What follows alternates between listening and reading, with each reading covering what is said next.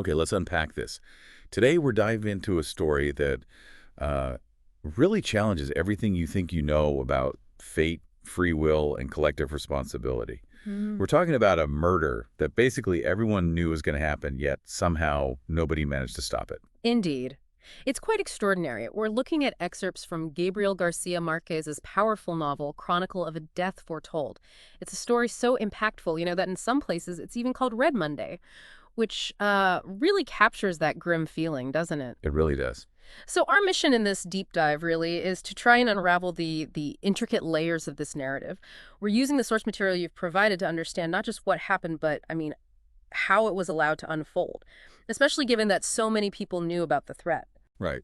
You've sent us these truly fascinating passages, and yeah, we're going to explore the characters, the sort of deeply ingrained customs, and this almost unbelievable chain of events that led to a death that was, well, publicly announced. We're looking for those surprising facts, those aha moments that might make us all rethink things, human nature, collective inaction, that kind of thing. So the story kicks off on this fateful morning for Santiago Nassar. What about those early details, the ones that looking back just scream foreshadowing? Especially his dreams. Well, it starts ominously, yeah. Santiago wakes up early, 5:30 a.m., to see the bishop arrive, but something's already off. He's had these recurring dreams about trees, figs, almonds. In one, there's this fine rain, a moment of happiness, but then this horrible feeling of being covered in bird droppings. Oh. And his mother, Placida Linero, she was supposedly this expert dream interpreter, right? Especially on an empty stomach. Yeah. But this time, she completely misreads his tree dreams. She thinks, oh, birds, that's good. Ignores the droppings part, I guess. So she missed a huge warning sign.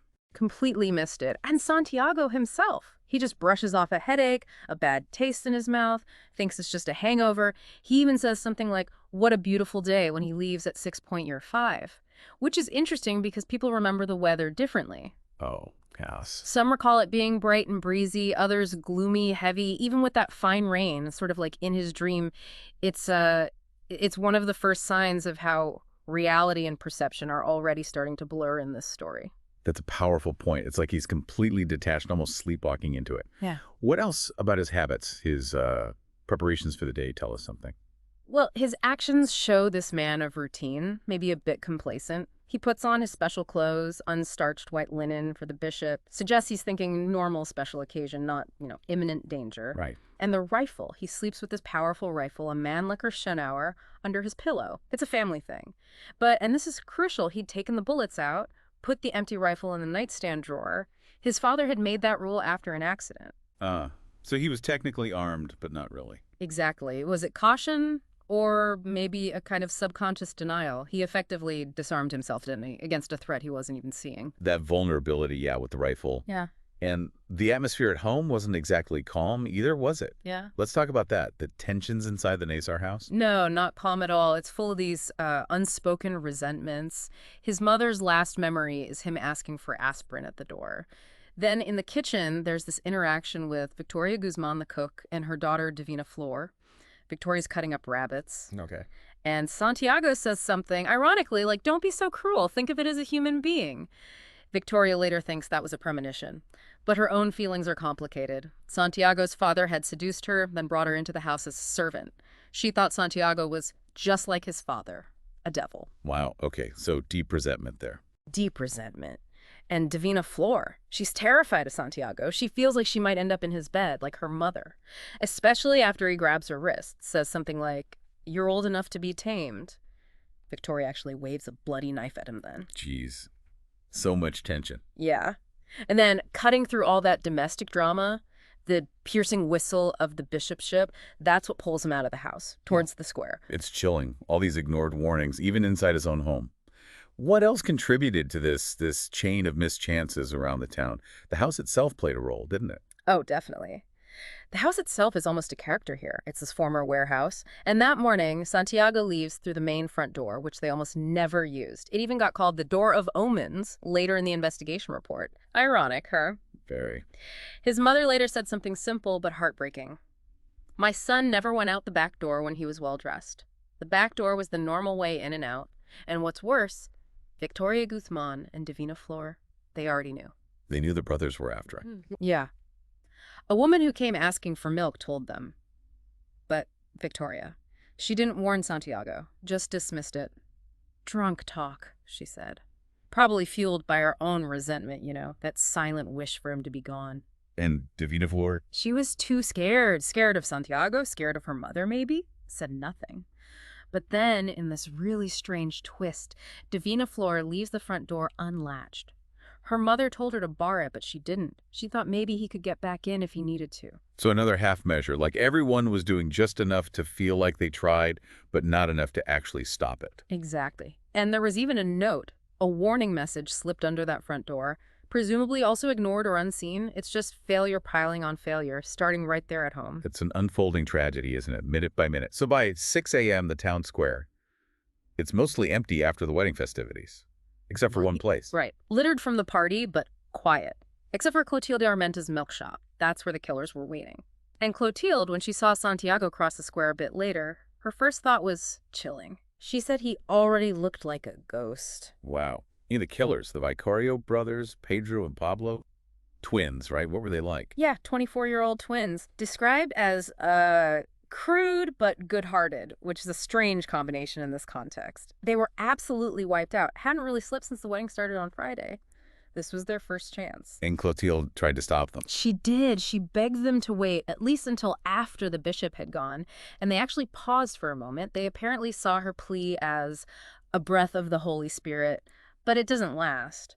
When Santiago walked by, Clotilde noticed they looked at him with more pity. More pity, like they didn't want to do it. That's the sense you get. It felt like a burden, a duty imposed by this honor code, not something they personally relished. Meanwhile, the whole town's focused on the bishop. His boat arrives, all noisy, like a dragon, music playing, roosters crowing. Yeah, big spectacle. But the bishop himself, very underwhelming. Just stayed on the deck in his white robes, made a few sort of half-hearted crosses, and then disappeared. Didn't even get off. Huh.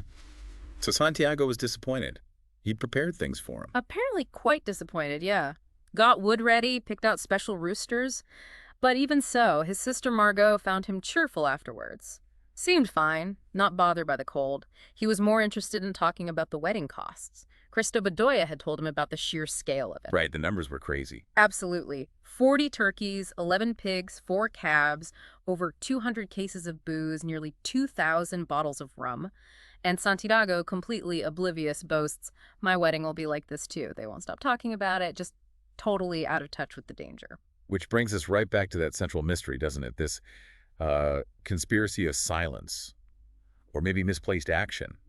It's hard to believe almost everyone knew. It is. It's staggering. And what we're seeing isn't just individuals failing, it's like a collective breakdown. It really makes you wonder, When everybody knows something awful is about to happen, does that somehow make nobody feel responsible? Like the knowledge itself becomes a shield for inaction. The examples are just incredible. Yeah. Colonel Don Lazaro Aponte.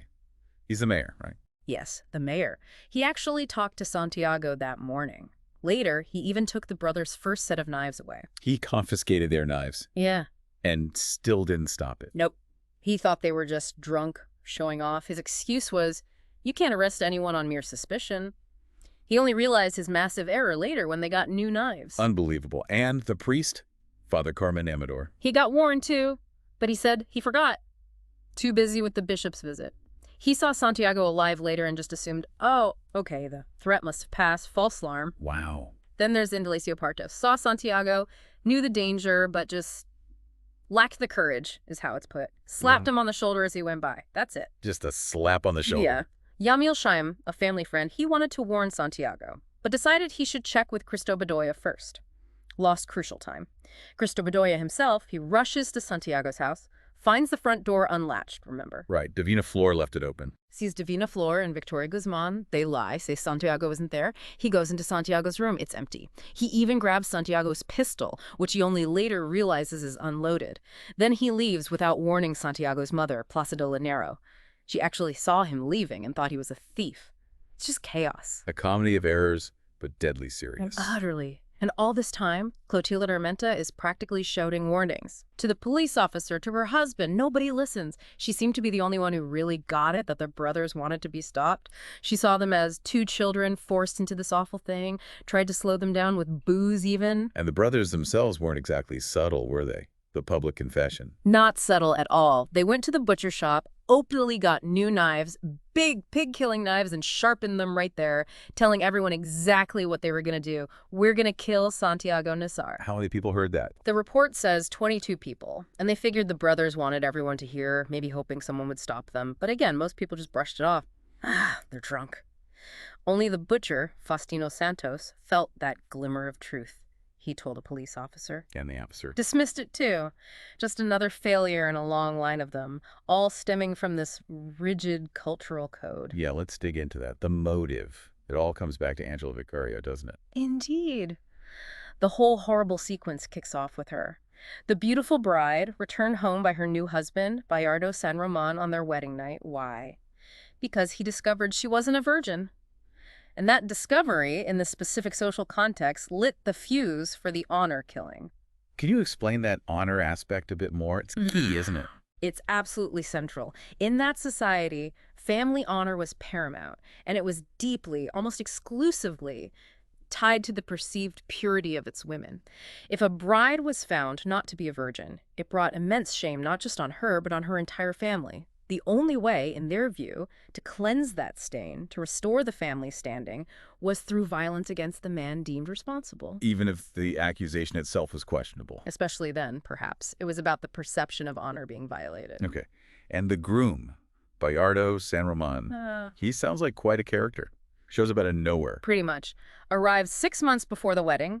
Handsome, charming, seems incredibly wealthy, but also kind of mysterious. Nobody really knows his background at first. When asked why he's there, he just says, I've been going from town to town looking for someone to marry. Just like that. Just like that. And his courtship of Angela is, well, intense. He sees her once, decides he'll marry her, buys up all the tickets in a raffle just to win her a music box. Her brothers make her return it, but he charms them, brings it back with them. He's persistent. Did Angela want to marry him? Not really, no. The text says she found him too much of a man. She wasn't keen, even though his family had huge prestige. His father was a famous war hero, General Petronio San Roman. But her family pushed for it. Oh, absolutely. The Vicario family dynamic is crucial. The father, Poncio, he's a goldsmith but going blind. The mother, Purísima del Carmen, a very strict former school teacher. The daughters were raised for one purpose, marriage. Skilled in needlework, cooking, all that. The sons, raised to be men, which in this context meant upholding the family honor. And Angela. She was the prettiest, but seemed a bit withdrawn, abandoned-looking. Her parents, especially her mother, pressured her heavily into marrying Bayardo. They brushed off her reluctance. Per Vicario's line was chillingly pragmatic. Love can be learned. Wow. And Bayardo just flashed his wealth around, bought the best house. Yes, bought the most beautiful house, this villa owned by an old widower named Chias. Paid 10,000 pesos cash on the spot. The shock apparently contributed to the old man dying 2 years later. It shows Bayardo's power, his determination, but also maybe a lack of empathy. Okay, so the wedding happens, and then the reveal. Angela wasn't a virgin. Did she try to hide it? I read her friends gave her advice. They did. Her friends taught her all these old wives' tricks. Using alum to fake tightness, maybe some fake blood stains, using mercury sublimate or something, traditional methods to fool the husband. But Angela described as fundamentally honest, despite everything. She chose not to. She let Bayardo undress her in the light, almost like she was resigned, ready for whatever came next. Maybe even death. Why didn't the tricks work? Or why didn't she use them? Was Bayardo too drunk to notice? Everyone expected him to be too drunk. That was part of the plan, I think. But he turned out to have an incredible tolerance for alcohol. He wasn't fooled, so he discovers she's not a virgin and immediately, quietly, takes her back to her parents' house. Her mother finds her beaten, but strangely, Angela is no longer afraid. It's a weird kind of turning point for her. And that's when the accusation comes. Exactly. Pier Vicario wakes her sons. Pedro, the more dominant twin, demands Angela name the man responsible. He's brutal about it. She hesitates for just a moment, apparently looking for a name, and then she says it. Santiago Nassar. Just like that. And the brothers believed her instantly. It seems so, or at least the accusation was enough. It triggered the honor code. They grabbed their knives. Later, their lawyers used the legitimate defense of honor argument, and it worked. They were acquitted. Acquitted for murder. Yes. They even said they'd do it again 1,000 times over for the same reasons. They surrendered immediately after the killing, put their knives on the priest's table, claimed innocence. A matter of honor, they said. The code protected them legally. It's chilling. It really is. Mm. So that sets up the final awful moments. Santiago finally gets warned by Nahir Miguel, Angela's father's cousin, I think. That's right. Nahir Miguel finally tells him plainly what's happening. But Santiago is completely disoriented, can't figure out how to get home safely.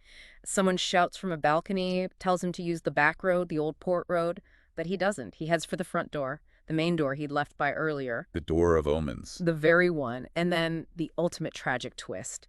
His own mother, Plácida Linero, she hears the commotion, sees the Vicario brothers running towards the house, but she thinks they're trying to get inside to kill him. So, trying to protect him. Oh, no. She slams the front door shut, bolts it. Just as Santiago reaches it, she hears him pounding, shouting, but she misinterprets again. Thinks he must be safe inside, maybe shouting insults from his balcony.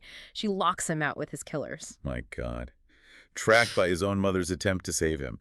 Exactly. And then the attack happens, right there on the doorstep. Pedro has a cleaver-like knife, Pablo a curved one. Santiago tries to block the first blow from Pedro, shouts, "Sons of bitches!" The knife goes right through his palm. The stigmata reference. Yes, like the stigmata of Christ. Then it goes into his side. He cries out for his mother. Pedro stabs him twice more, but strangely, the knife comes out clean. No blood. Santiago bends over, holding his insides, turns away. And Pablo. Pablo hits him in the back. They just keep stabbing him relentlessly up against the door. They described it later as feeling like being on a galloping horse, totally lost in the violence, ignoring the crowd that had gathered. Pablo makes this awful horizontal cut across his belly. His intestines spill out.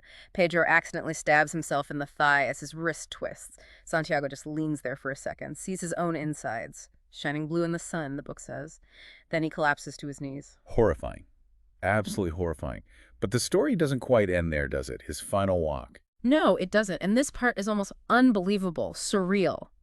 Santiago, disemboweled, somehow gets up and walks. Walks more than 100 meters, all the way around the house, heading for the back kitchen door this time. Holding himself together. Yes. He passes the Lanao family's house next door. They're having breakfast, see him horrified by the smell, the sight. But Argenito Lanao notes how elegant he still looked, his handsome face. He apparently even managed to smile for them as he walked through their house to get to his own back door. Through their house. Through their house. Reaches his own kitchen door. His Aunt Ween sees him enter. Asks him, "Santiago, my son, what's wrong?" Then his reply is just devastatingly simple. "They killed me, Aunt Ween." He stumbles. The book says he even brushed dirt off his intestines meticulously and then collapses, face down in the kitchen, dead. Just incredible. A final act of almost bewildered dignity. It really is. It defies explanation almost. So after all that horror, the investigation begins. And the autopsy sounds almost as bad as the murder. Oh, it was grim and chaotic.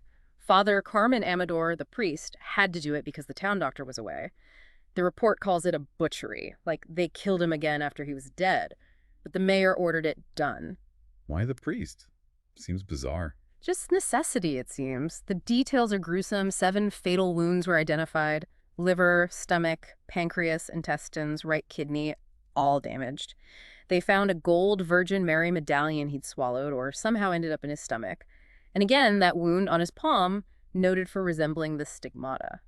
Any other strange findings? Well, there was the comment about his brain, apparently 60 grams heavier than the average Englishman's brain, suggesting superior intelligence, a brilliant future, but then countered by Dr. Dionisio Igoran, who remembered treating Santiago for jaundice as a kid.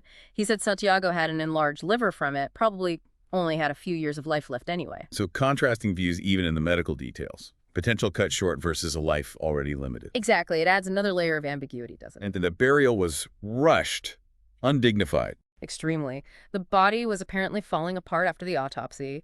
The priest just threw the organs in the trash bin. They stitched him up badly, stuffed him with rags and quicklime to preserve him, but it barely worked. Buried him quickly, dawn the next day, Tuesday, because the smell and state were unbearable. Just no dignity at all. And the narrator, who's telling us all this, he investigated years later, right? Tried to piece it together. Yes, the narrator is central. He comes back years later, interviews people, tries to reconstruct what happened. He finds parts of the judicial summary, only 322 pages out of maybe 500. The judge who wrote it was clearly frustrated, almost literary in his notes, bewildered by it all. What did the judge think? He wrote things like, "Give me a prejudice and I will move the world." He felt life shouldn't use so many coincidences, which are not seen even in literature. He found the whole thing almost too perfectly tragic to be real. But his final conclusion, he believes Santiago's calm behavior in those last hours proved his innocence, that he couldn't have been the one who dishonored Angela. And the narrator's own take. The narrator felt Santiago died without understanding why. That maybe his conscious negligence, his sort of unawareness or dismissal of the town's strict honor code, maybe his belief that his wealth protected him, that was almost a kind of suicide in itself. He just didn't take the threat seriously until it was far too late. So what happened to everyone afterwards? The key players. Well, the Vicario brothers, as we said, acquitted but served 3 years in prison. Afterwards, Pablo, the twin who followed, became a respected goldsmith, married his fiancée Prudencia Cotes, lived a seemingly normal life. Pedro, the more dominant one, rejoined the army, went off to fight guerrillas, and eventually disappeared. Neither ever expressed regret, still claimed it was honor. And the rest of the Vicario family, Angela. The family left town, couldn't stay. Poor Vicario, the mother, apparently took to wearing bright red dresses, almost defiantly, while keeping Angela hidden. Santiago's mother, Placida Linero, never forgave herself. For misreading the dreams, for locking that door. Bayardo San Roman, found nearly dead from drinking weeks later. His family came and got him. He just became this figure of pity, poor Bayardo. But Angela's story has another twist, right? The letters. Yes, this is one of the most poignant parts. Angela, after the initial shame, starts writing letters to Bayardo once a week. For 17 years, she sends nearly 2,000 letters. He never opens them. But through the act of writing, she discovers she's actually fallen deeply in love with him, the man who rejected her. Wow. Did the narrator find this out from her? Yes. The narrator finds her years later, 23 years after the murder. She's living modestly, making a living as an embroiderer, still single. She confirms Santiago was the one she named, insists it was him, even though the narrator, and maybe the reader, doubts it. Nobody really believes Santiago was the guy. She also tells him about the virginity tricks her friends taught her, and how she didn't use them because it felt too cruel. So, she sticks to her story about Santiago. And does she ever see Bayardo again? She does, in the story's final, most surprising turn. One random afternoon, years and years later, Bayardo San Roman just shows up at her door. He's older, fatter, losing his hair. He's carrying 2 suitcases. One has his clothes. The other... Let me guess. The letters. All of them. Nearly 2,000 unopened letters, tied up neatly with colored ribbons, apparently ordered by date. All he says is, well, here I am, and that's how their story ends, or maybe restarts. It's incredibly bittersweet and leaves so much unsaid. Wow. Just wow. So what does this all mean? We've gone through the chronology, the motives, the failures, this deep dive into Chronicle of a Death Foretold. It leaves us with this huge question, doesn't it? How can a tragedy, one that's publicly known, seemingly so avoidable, still happen with this horrifying inevitability? Exactly.